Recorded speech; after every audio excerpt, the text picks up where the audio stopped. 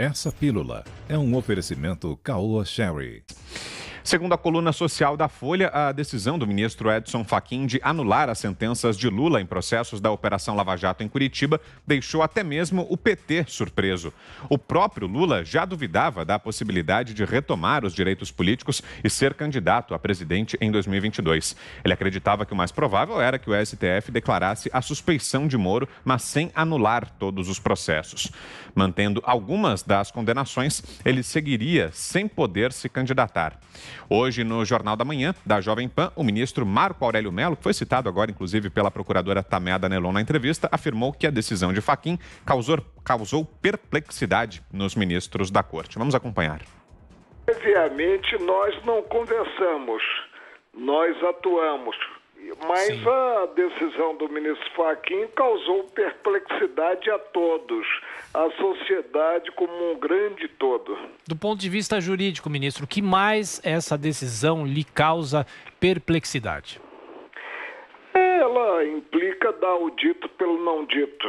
Nas 4 ações, houve decisão da primeira instância, decisão da segunda instância, o regional, o federal do Rio Grande do Sul, decisão do Superior Tribunal de Justiça e algumas decisões do Supremo. Agora, simplesmente se volta a estaca zero, né? Realmente nos surpreendeu a decisão, pronunciamento julgando-se individualmente um habeas corpus e anulando tudo. Começo essa com você, José Maria Trindade. O que achou, Zé, dessas declarações do ministro Marco Aurélio Mello e dessa informação que trouxemos há pouco de que a decisão do ministro Fachin surpreendeu até o PT? Foi uma boa conversa com o ministro Marco Aurélio, né? E ele mostrando, inclusive, incoerências nessas decisões dos colegas e dizendo, né, preservando, dizendo que não há aquela história de jogo combinado, é apenas atuação.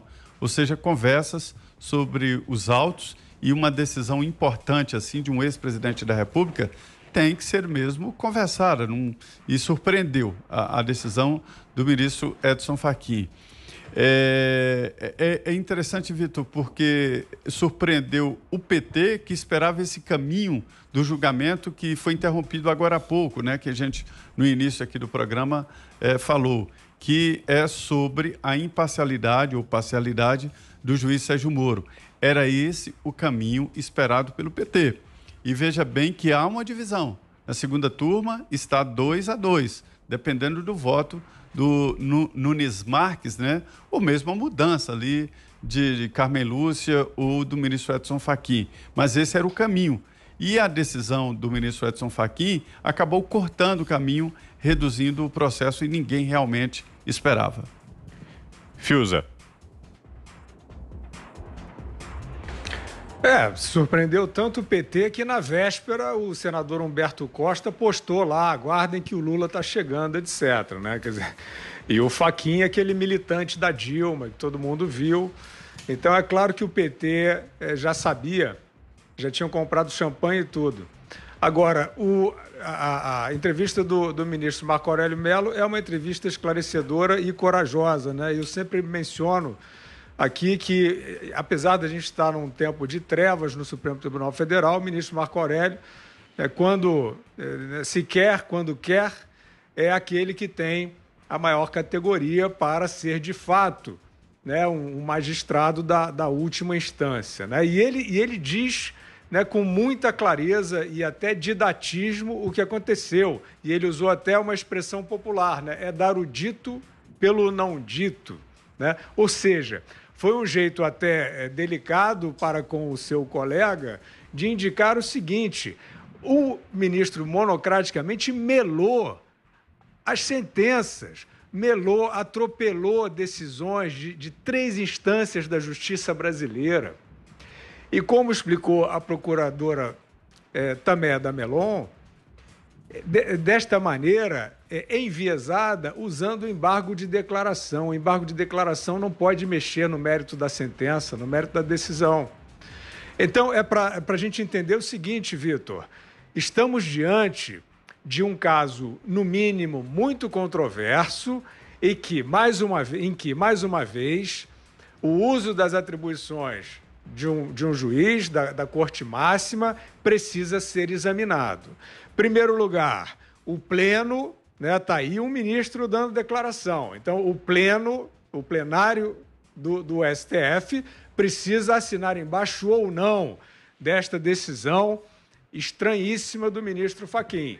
E, por seu lado, o Senado Federal precisa sair da sua inércia em relação à prerrogativa constitucional de examinar, rever os atos do STF. Augusto. Olha, cabe ao STF garantir, entre o cumprimento da Constituição, a obediência à Constituição e garantir a segurança jurídica do país. Eles estão provocando uma insegurança permanente, com decisões monocráticas que geram todo tipo de interpretação. Isso não pode acontecer. Vocês imaginam, por exemplo, a Suprema Corte Americana decidindo alguma coisa que pode ser interpretada para cá ou para lá? Quer dizer, hoje eu estava me divertindo aí com os especialistas, comentando no jornal o que significava essa decisão do Fachin. Uns diziam que ele fez isso para beneficiar o Sérgio Moro. Não deu para entender. Afastar o Sérgio Moro do caso, não ser julgado. Ele devia deixar julgar, então, e votar contra essa ideia de alegar suspeição do Moro e esclarecer as coisas, aí deixa rolar. E deveria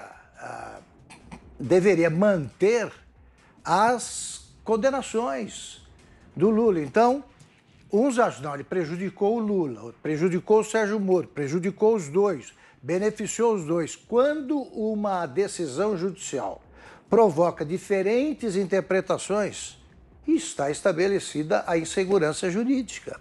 Não pode ser assim, a decisão tem que ser clara, coerente e não tem que ser motivada por razões de ordem política, como tem sido sempre no Supremo. Eles devem atender ao que diz a Constituição. Se não é questão constitucional, não deveria estar julgando nada.